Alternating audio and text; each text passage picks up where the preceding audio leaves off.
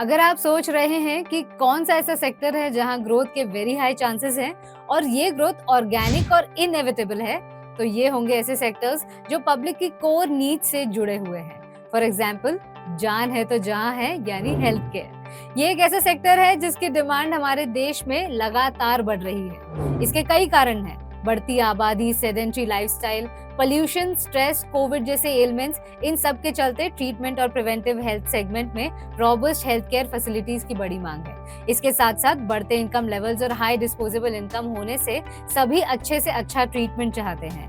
जहां पहले सिर्फ गवर्नमेंट हेल्थ केयर और इंश्योरेंस से इलाज होता था, आज हर कोई बेस्ट प्राइवेट हॉस्पिटल्स में ट्रीटमेंट चाहता है। नो वंडर कि हेल्थ केयर सेक्टर में प्राइवेट और पब्लिक दोनों तरफ से हेवी इन्वेस्टमेंट हो रहा है। आइए अपने देश के हेल्थ केयर सेक्टर को विस्तार से समझते हैं। जहां हमारे देश की आबादी 2030 तक 1.5 बिलियन होने वाली है, वहीं हमारा हेल्थ केयर एक्सपेंडिचर जीडीपी के केवल 3.3% है, जो कि वियतनाम, श्रीलंका और ब्राजील जैसे डेवलपिंग देशों से भी कम है। डेवलप्ड कंट्रीज अपने जीडीपी का 10 to 12% हेल्थ केयर पर स्पेंड करते हैं। इंडिया में हेल्थ केयर के लिए पर कैपिटा पब्लिक स्पेंडिंग सिर्फ $74 है। यूएस में ये स्पेंडिंग पर पर्सन $12,000 है। हमारे यहाँ हेल्थ केयर स्पेंडिंग के आंकड़े बहुत चौंकाने वाले हैं। हेल्थ केयर सेक्टर में पब्लिक स्पेंडिंग यानी गवर्नमेंट फैसिलिटीज बेसिक लेवल पर है और प्राइवेट सेक्टर का शेयर 65% है।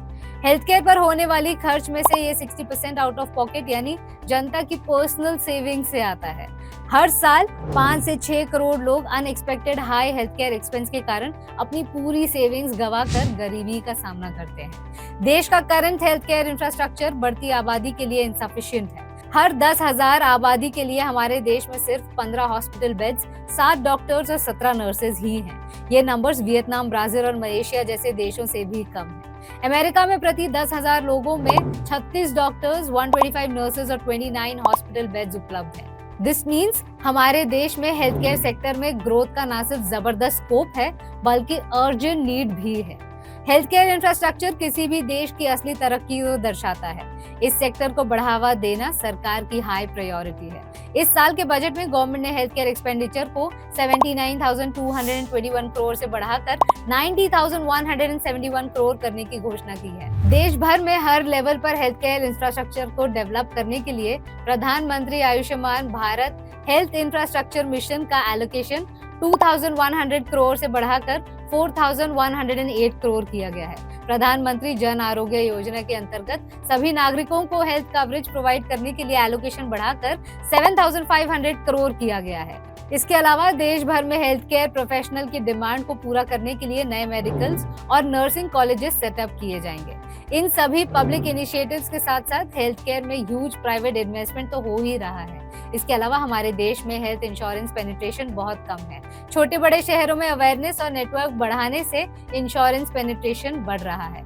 उचित प्राइसेस पर क्वालिटी हेल्थ केयर और बेस्ट डॉक्टर्स अवेलेबिलिटी होने से इंडिया मेडिकल टूरिज्म और टेलीमेडिसिन के लिए एक अट्रैक्टिव डेस्टिनेशन है। हेल्थ केयर सेक्टर में स्टॉक्स की बात करें तो इस मार्केट में 80% शेयर हॉस्पिटल्स, डायग्नोस्टिक सेंटर्स और मेडिकल डिवाइसेस से आते हैं। जब भी आप स्टॉक सिलेक्ट करें तो ऐसे स्टॉक्स को भी ध्यान में रखें जो हॉस्पिटल्स और हेल्थ केयर कंपनीज को इनडायरेक्टली केटर करते हैं। इस सेगमेंट में आप Narayana Hrudayalaya, KIMS, Medanta, Max Health, Apollo, Rainbow, Kovai medical जैसे हॉस्पिटल स्टॉक्स खरीद सकते हैं। हॉस्पिटल स्टॉक्स के अलावा डायग्नोस्टिक कंपनीज जैसे डॉक्टर लाल पैथ, थायरोकेयर भी मार्केट में लिस्टेड है। हेल्थ केयर सेक्टर में मेडिकल डिवाइसेस भी एक इम्पोर्टेंट सेगमेंट है। Abbott India, Polymed and 3M India जैसी कंपनीज ने अपने इन्वेस्टर्स को अच्छा रिटर्न दिया है।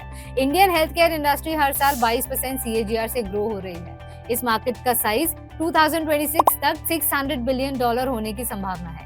इसके अलावा ये सेगमेंट 50 लाख जॉब्स प्रोवाइड करता है और हर साल 5 लाख नए जॉब्स क्रिएट करने का पोटेंशियल है। तो अपनी हेल्थ के साथ साथ अपने पोर्टफोलियो को भी हेल्थ केयर स्टॉक से सेहतमंद बनाएं। Click the link in comments to start investing today.